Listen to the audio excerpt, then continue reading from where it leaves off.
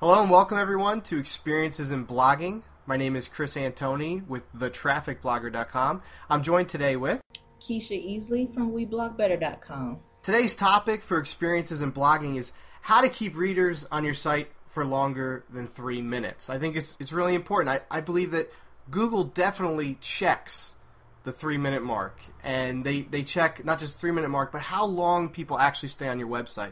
I truly believe if you stay 2 seconds on a website and leave, Google puts a little minus sign next to the website. I mean, don't you agree? Oh yeah, definitely. I mean, what have you done, Keisha, in terms of blogging about this? I mean, I've done a couple posts myself, trying to help readers try to keep other people creating content to keep their readers coming back and staying on their blog for as long as possible because of how important I think it is to Google. What have you done in the past to try and achieve that goal? Well, I've had this experience where at first I couldn't really keep people on my site very long. Maybe they didn't find what they need, or they just couldn't figure out how to navigate. So I decided to just try to figure out, well, what can I do to make this site more inviting, more accessible to people? So I actually wrote a post about it called The Walmart Guide to Increasing the Average Time Spent on Site. Because this idea came to me one day as I was standing in line at Walmart. I was only supposed to be there for one thing, and yet I'm standing in line with like a cart full of stuff, like 2 hours later. And I'm thinking, same thing happens to me at Costco. Exactly. And I just, while I'm waiting in line, because I had time, because they take forever, I just thought about, wow, they succeeded in keeping me here beyond the 10 minutes I thought I was going to be there, and they got me to do way more than I had planned on doing. So I'm like thinking, well, what are they doing? And what is it that they're doing that I could possibly do on my site? And I just looked around at the size. They have everything in there. So I'm thinking, well, I need to have a lot of content. I need to have just about everything my readers will want to read about right here on the site. So that got me to thinking about, okay, what do people who are interested in blogging really want to know about? And then I thought about the layout of the store. Like all the important stuff, is kind of along the walls, where you can kind of just look up, you see these signs, dairy in the back, produce over here, and it's not a mystery about, at least the things along the walls, anyway, where those things are. So I thought, okay, so I need some clear navigation. The other thing was you need, when people are getting ready to leave, you kind of need little stuff to kind of grab their attention. And even though I don't like pop-ups, so that wasn't something I could do, I thought, well, I can kind of keep things in my sidebar, keep those things interesting. I think what you're bringing up is really important. Keeping up a roadmap to your site. Something that tells the reader this is where you need to go to get what you're looking for. And while you're scanning down this list of things, you might find something else you like. Right. So I kind of tried to do those things. I kind of still can't get past the 3-minute mark. And I know why, and it's because I'm not really posting a lot of videos. I'm not really posting a lot of podcasts, and I think that would until now. So I'm really kind of seeing this as an experiment of can this put me over that 3-minute mark that I really want to get past. I think it can. I think it definitely can, and something I've done, and I am not trying to one-up you in any way, but I have on occasion gone past that 3-minute mark, and it wasn't with a super long post. It wasn't with 30 videos or anything like that.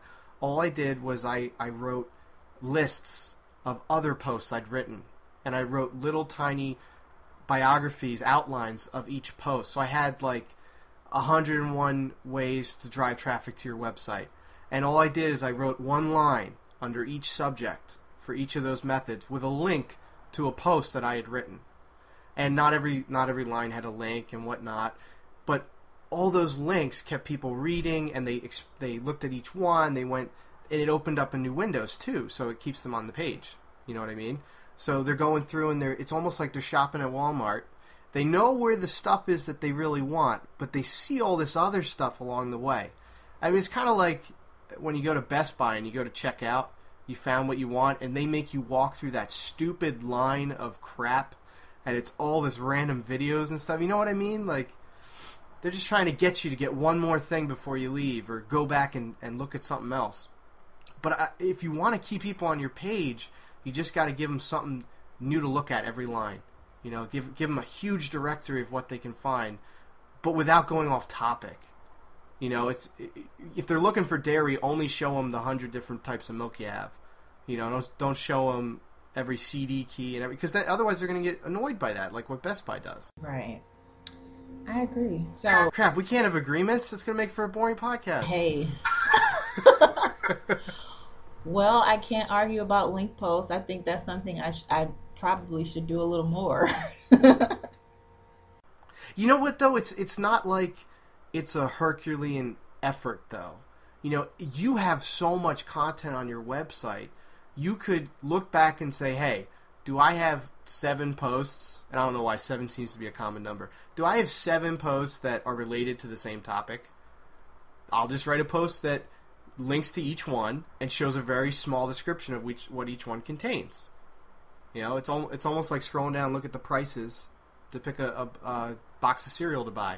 You know, it's no different than when we shop. And I love your analogy with Walmart because, I mean, that happens to me all the time.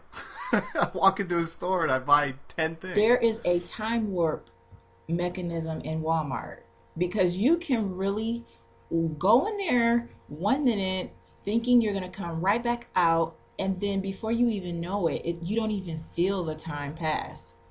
It's like an hour later, 2 hours later, you're like, I've been here for 2 hours?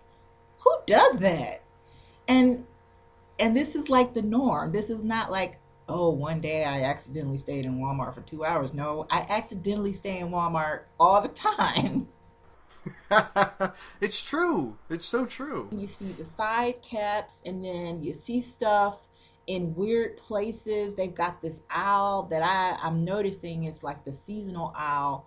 On your way out, it's kind of like by the jewelry area. But all of a sudden, it's all of the stuff you need for whatever you're trying to do that day.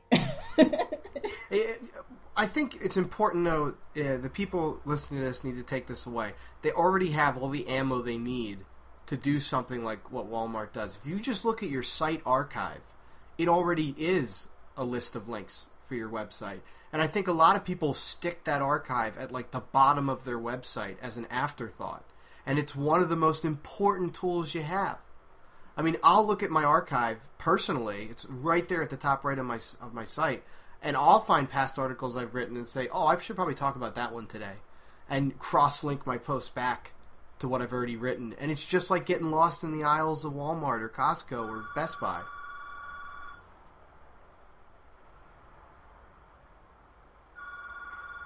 Technical difficulties.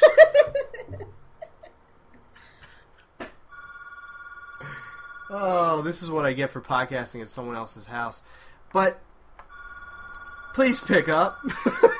Probably hear my microwave beeping in the background. My daughter got up and started heating something up. And I've got the door closed, but I'm like, if I can hear it, you're probably hearing it. So, this podcast is real, people. These are real people with real problems. And not that phone calls and children are problems. I didn't mean that. But it happens. And you know what? I like the fact that, you know what? You don't have to go out and buy a soundproof studio, the highest of the highest quality microphones. Just do a podcast and see what it does.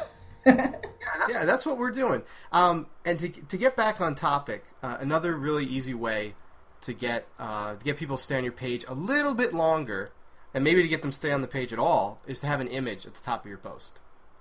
It's really not hard to do. It's very important. How many times have you written a post and been like, oh, an image would be really good. Yeah, I don't feel like it. Publish. You know what? I have to find an image and I have to find a good image. And sometimes I spend more time looking for an image than I actually spent writing the post. And it drives me crazy. That's like one of my OCD moments because I do understand the value of that image. Sometimes you're not really paying attention to the words. You're like, oh, that's a cool picture. What is this talking about? Sometimes you just Yeah, get sucked in seriously. like that. And now and nowadays with the way feeds work and even site I'm sorry a lists of other blogs that you read, blog rolls. Jeez Louise. So even blog rolls nowadays will sometimes include the first image it finds of your site. So like you'll have on a really popular website, if you're on their blog roll and you have a cool image that day, people will see it and click on it. Wow.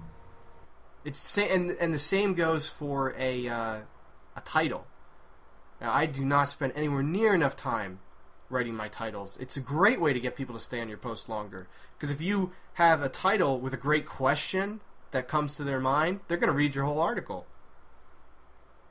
It's so hard to get people to read nowadays, and that's why you got to invest in these podcasts and videos and whatnot and images and try and link back to things and get people going in circles on your site, because it's so hard to get someone to sit there and read.